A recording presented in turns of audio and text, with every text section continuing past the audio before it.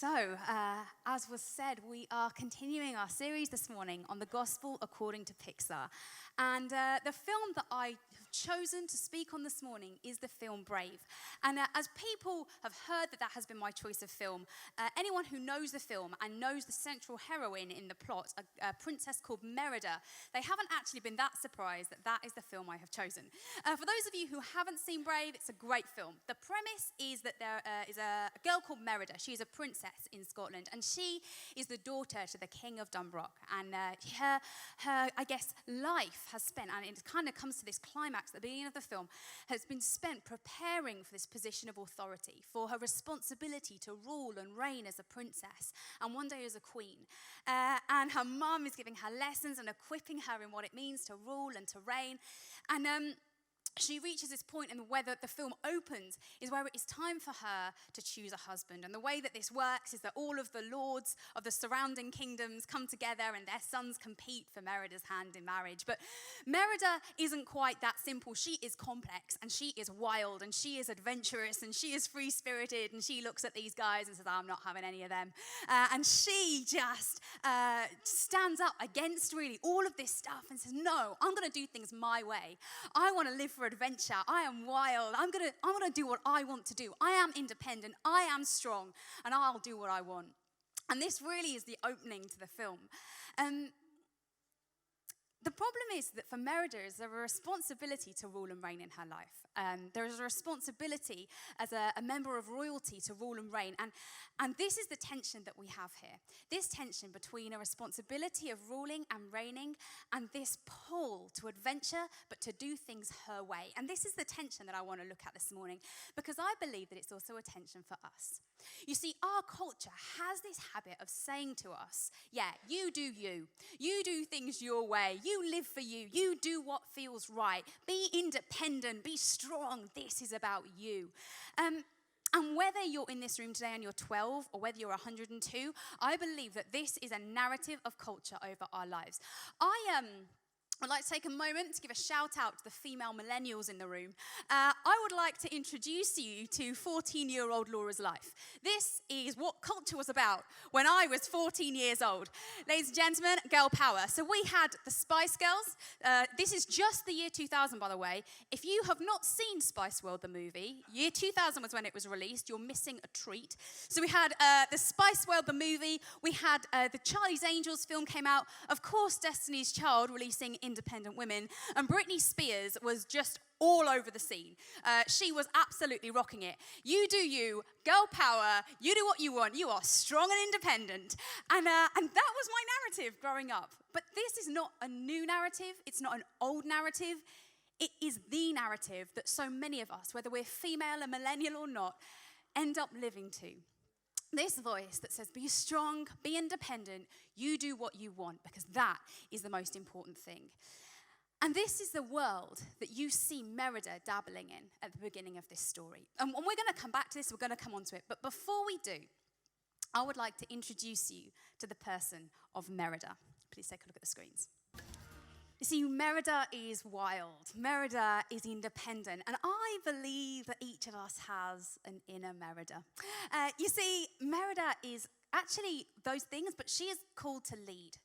And it may be this morning that you aren't sitting there thinking, well, yes, I am a leader. You may well not identify as a leader. You may not think, well, that's not really who I am. But I believe that whether you recognize it in yourself or not, you are called to lead. Now, that might be in a workspace. But that might be that you're called to lead in your home, that you're called to lead in your peer group, that you're called to lead in a volunteer position, that you are called to lead in your family, in a sports team, in a friendship group. If you're here this morning and you follow Jesus, it could just be that you are called to lead other people to Jesus. Wherever you're at this morning, whether you believe in Jesus or not, you are called to lead. You are called to a position of responsibility. You carry authority. And for Merida, she had this responsibility. She had this position of royalty, of authority that she was called into. But also, she had this wildness about her, this desire for adventure. Now, for her, what is really interesting as you watch this is that you see this responsibility, this call to royalty, to rule, And this desire for adventure morph into something very different. You begin to see it morph into something called individualism. Now, for those of you who maybe aren't over familiar with the term, individualism is the habit of independence. It's self-reliance. It's saying, do you know what? I'm going to do what I want because this is what feels right for me, and I'm not too bothered about the repercussion on others. I'm going to do what feels right, what I want to do, and I'm not really concerned about the wider community and what happens there and the impacts that my decisions make. And you see, there's something about this that resounds in us. You see, if you are in this space this morning and you would consider yourself a human being, then I would say that you also are called to royalty. You also are called to rule and to reign. And I want to show you what I mean by that. This is a passage in Genesis 1. And it says this, then God said, let us make mankind in our image, in our likeness, so that they may rule over the fish in the sea and the birds in the sky, over the livestock and all the wild animals, over all the creatures that move along the ground. So God created mankind in his own image. In the image of God, he created them. Male and female, he created them. God blessed them and said to them, be fruitful and increase in number, fill the earth and subdue it. Rule over the fish in the sea and the birds in the sky and over every living creature that moves on the ground. You see, if you are a human being, then at the beginning of time, you were given the call and the mandate to rule. Now, this word rule, there's an author called John Mark Comer who is excellent, and he talks in one of his books about a Hebrew scholar who, when he looks to define that word rule, this is the definition that he comes up with. To rule is to partner with God in taking the world somewhere. That is your calling. And whether that is the world and as humanity stewardship over an entire planet, or whether that is your world, your sphere, the place where you will walk into on a Monday morning, whatever that looks like, in that environment you are called to rule and to reign and to partner with God in taking that world somewhere. That is quite the mandate. That is quite the calling. But the problem is that just like Merida, we're given this kind of calling to rule and to reign, but because we do not live in a perfect world, what happens is a voice of culture, a voice of individualism creeps in, and suddenly this rule and this reign becomes about us. It's the right to rule and to reign over our own lives. And what happens is that we forget something absolutely crucial. And this really is what I would love you to take away from this morning. Is that when you are called to royalty, that you have a responsibility to respond to the world around you. When you are called to royalty, you have a responsibility to respond. And this was Merida's lesson, but I also believe it could be ours. Now, I want to be very clear about something. I believe there is a difference between individuality and individualism. We are all individuals, and actually your individuality, who you are, is created by God and designed to be different to the person next to you. Your individuality is maybe how you will reign, but individualism is why you will reign. You see, what happens with Merida is her individuality is that she has this wildness, this desire for adventure, this passion, this drive. And actually, that is a gift for her leadership. That is her ruling and reigning. But her individualism makes that wildness and that desire for adventure about her adventure and her wildness. And it is so easy to see how this happens. If you think about our culture, we live in a world, and don't get me wrong, I use all of these things, which kind of makes you think that your rule and reign is about you, that this world is postured towards you. We live in an on-demand world where we watch Netflix, where we can have Prime and Prime Now, where we can get Just Eat and have whatever food we want delivered to our door if you live in the right postcode. Unfortunately, I don't. But this world, this culture, speaks to this calling to rule and reign on our lives and feeds this lie that somehow this is about us. We begin to believe that the world was not just created for us, but about us. We forget that we are called to rule and reign for a reason that is so much bigger than ourselves. You are called to lead for a reason that is so much bigger than yourself. And what I want to do this morning, and you're going to have to bear with me because I'm taking on quite a journey, is that I want us to weave between a couple of stories. We've got two strong female heroines this morning in our stories. And so obviously Merida and the film Brave is one of those. But I also want us to take a look at the story of royalty, a woman called Esther in the Bible. Now, if you've never read the book of Esther, it's a strong read. It's near kind of in the front half of the Bible. I genuinely recommend you take some time to do that. But Esther is someone who lived amongst this narrative, but managed to kind of go against the flow at the same time in a really incredible way. You see, Esther existed at the time of a king called Xerxes. And King Xerxes lived around 486 BC to around 465 BC. And he wasn't just a king. This guy was considered a god. He was considered God on earth, and he didn't have the best marital record. His last wife did something to displease him, so he killed her. And then he needed a new wife, and so he decided to do the equivalent of some sort of beauty pageant and was like, right, all the hotties in the area, come line up. I want to look at you. I'm going to pick the fit one, and she can be my wife. And so this is the narrative that we step into, because Esther, this girl, got kind of put into this, like, I guess, elaborate beauty pageant. And so this is what we read in the book of Esther. When the king's order and edict to get all the hot girls together had been proclaimed, many young women were brought to the citadel of Susa and put under the care of Hegai. Esther also was taken to the king's palace and entrusted to Hegai, who had charge of the harem. She pleased him and won his favor. Immediately, he provided her with her beauty treatments and special food. He assigned to her 7 female attendants selected from the king's palace and moved her and her attendants into the best place in the harem. Esther had not revealed her nationality, so Esther was Jewish, and family background because Mordecai, who's her cousin, had forbidden her to do so. Every day he walked to and fro from the courtyard of the harem to find out how Esther was and what was happening to her.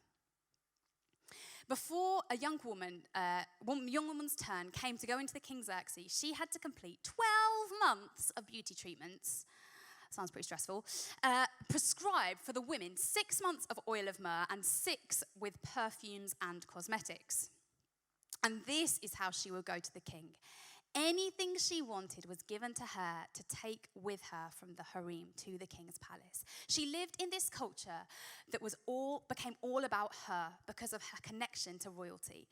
Anything she wanted would be given to her. It would be so easy for her to believe that the world was not just for her, but about her. And yet, she recognized something, and we'll see this as the story goes on.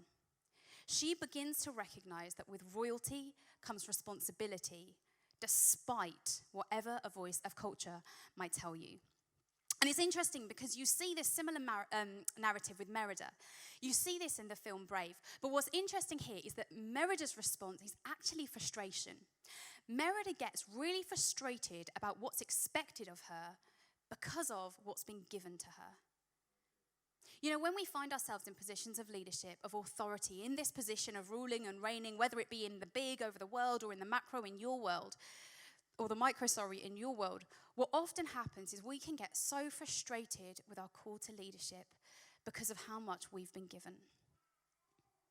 And so what happens in this narrative is if you watch as Merida just pursues her own independence, you watch as she pursues this idea of individualism, and what happens is that her pursuit of individualism and living for herself actually comes at the cost of unity. And so often we do exactly the same thing. There's a war and a tension that happens. Independence over interdependence, individualism over intimacy, and self-interest over submission.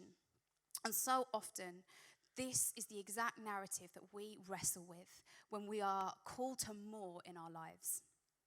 And just like Merida, this narrative of individualism, of you be you, you do what you want, that is seen as brave.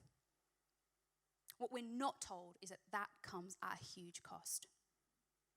And so, the story of Brave continues. So Merida feels the real weight, I guess, of this responsibility to rule and reign.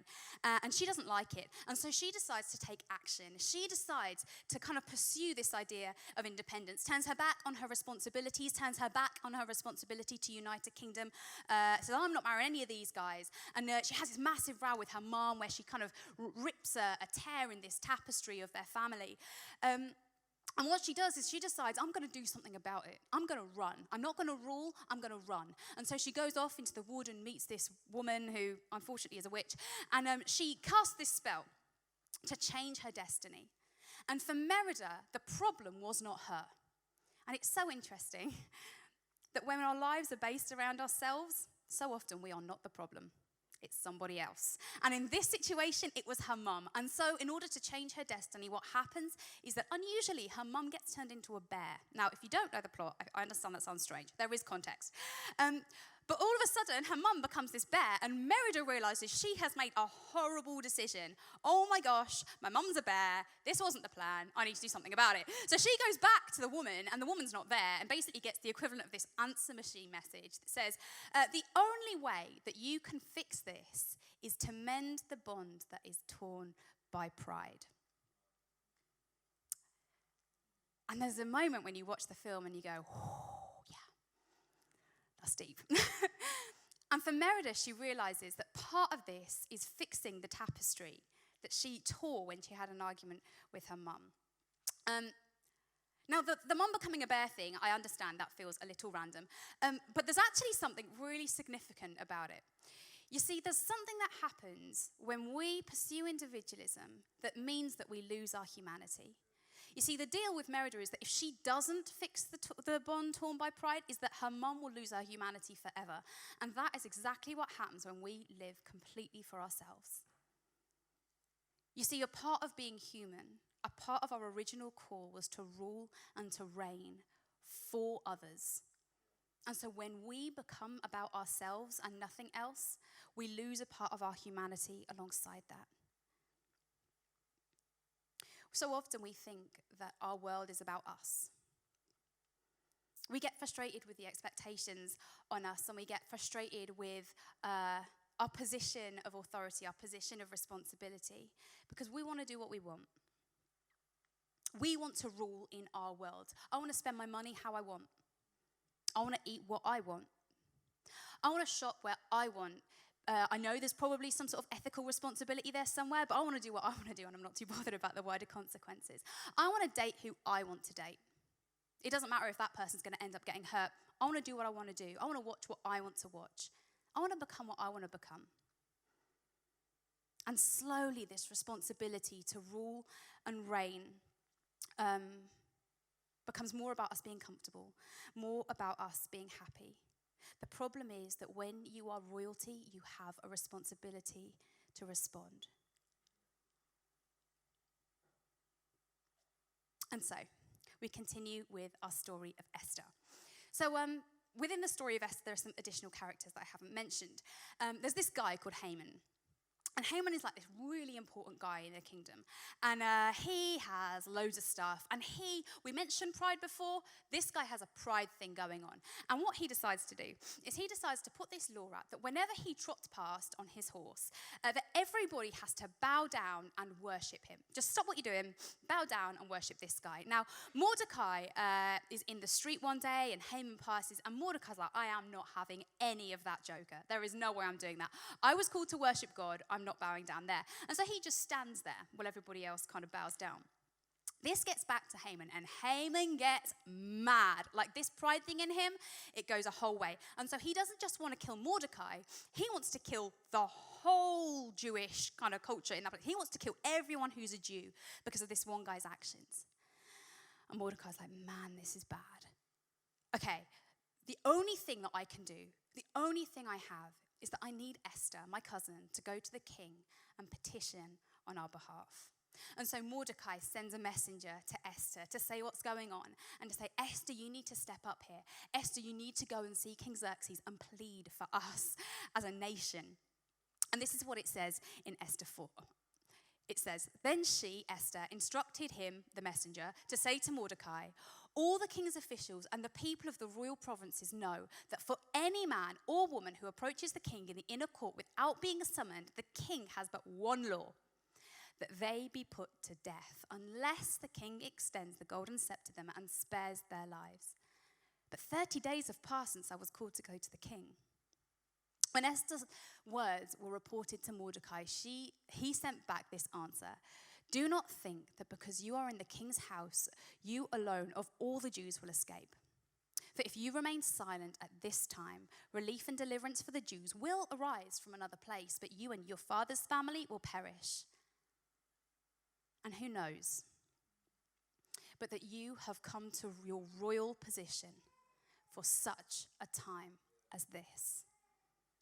Who knows that you have come to your royal position for such a time as this? You see, Mordecai gets something. He gets that you were born to rule. You were born to lead. You were born for authority. But this rule was never about your rights. It was about your responsibility to respond to the world around you. This is brave.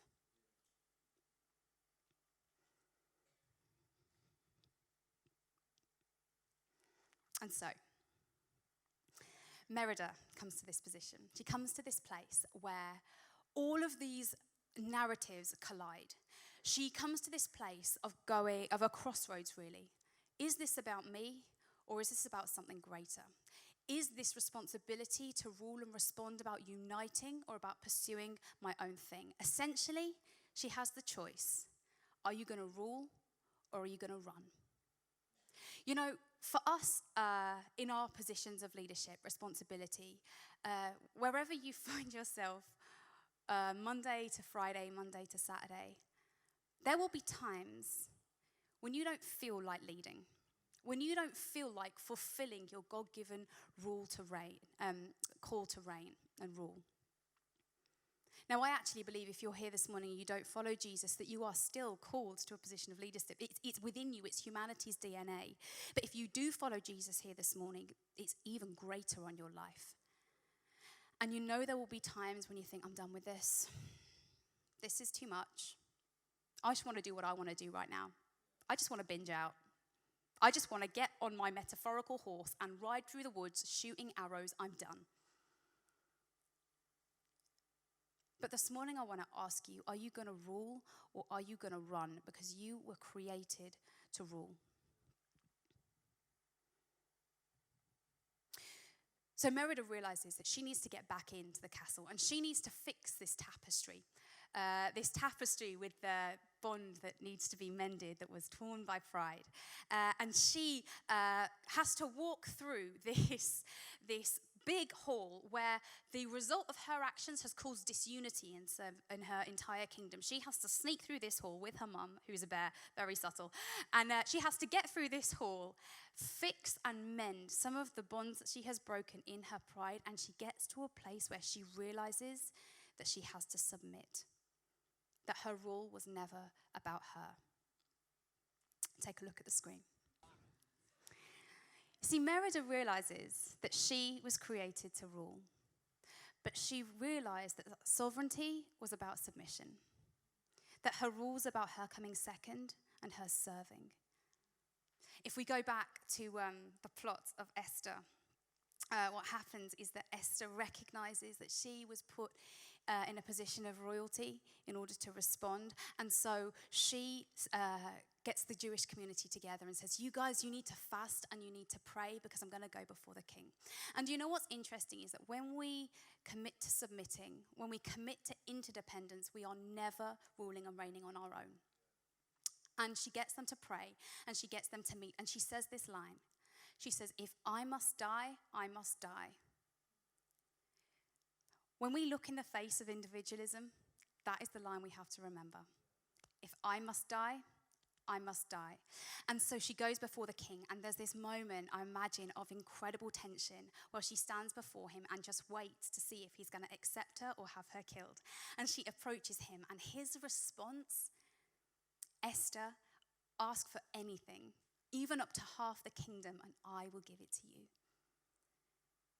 because of her bravery, because of her submission, because of her willing to die to herself, an entire generation is saved.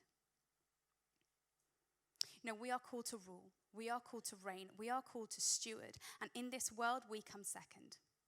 Whether it's the world in the big picture and our call to rule and to reign as humankind, or whether it's the world that you walk into, your world, your sphere, where you're placed.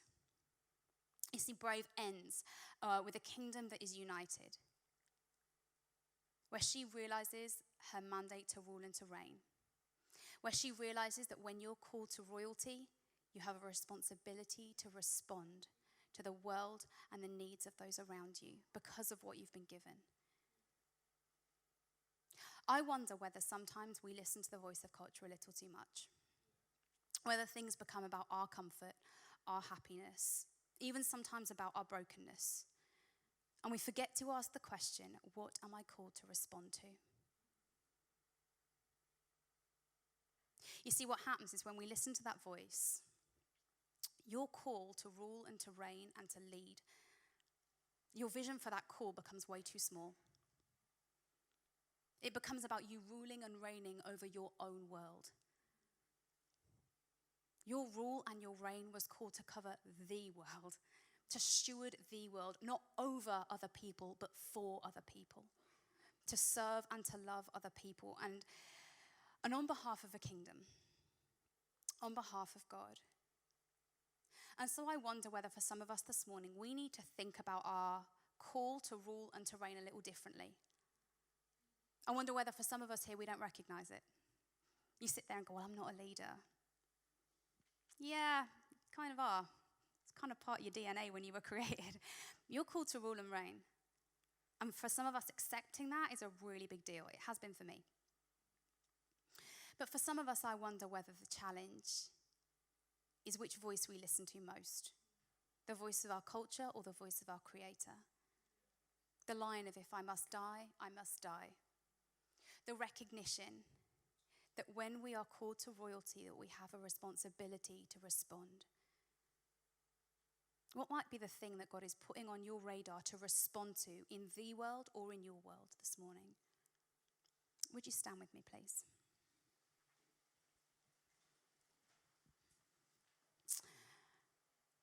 We're going to go into our final song, and I just wonder whether there is a moment of reflection. A moment of reflection around how do you feel about this for your life? How do you feel about the fact that you have been called to lead, to rule, and to reign? To ask yourself the brave question, who have you been ruling and reigning for? Have you wanted to run rather than to rule? And what might be some of the things that God is calling you to respond to? Jesus, we thank you that you have given us so much. Whether we know you or not, we are privileged here, and you have given us so much. But God, often when we're given so much, an expectation comes with that. A responsibility to rule, to reign, to respond. And so Jesus, where we're out of line here, correct us. Where we don't believe that this is a call on our lives to lead, to step up, God, help us to see that. Where culture's voice has been louder than our Creator's, God, silence the other voice and speak a little bit louder. And God, if there is something that you're wanting us to respond to, a need, an individual, even a huge global problem, God, if there is something that you are calling us to respond to in our royalty, then Jesus, break our heart for that thing. We recognize that this world is created for us, but God, it is not about us. Reshape us this morning.